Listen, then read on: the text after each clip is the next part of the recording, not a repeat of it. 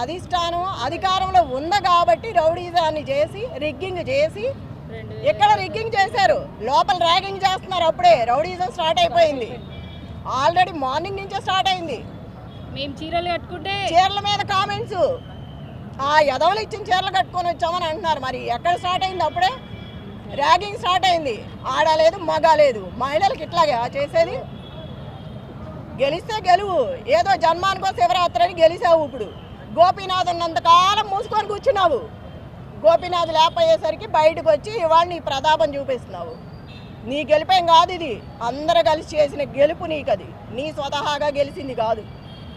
చెప్తున్నాగా నైతికంగా నేను ఎప్పుడో గెలిచిపోయాను, రౌడీయుతంగా గెలిచావు. ఇప్పుడు వాళ్ళు సింపతి చూపిస్తే రేపు ఇంట్లోకి వెళ్ళి నడువులు ఎరగొడతాడు. రౌడీ రాజ్యం. వాడికి భయం ఉండదు, జీవితాంతం ఇక్కడ ఉండాల్సినాడు. ఫ్యామిలీ ఉంది వాడికి. ఇప్పుడు అందుకేగా భయపడింది.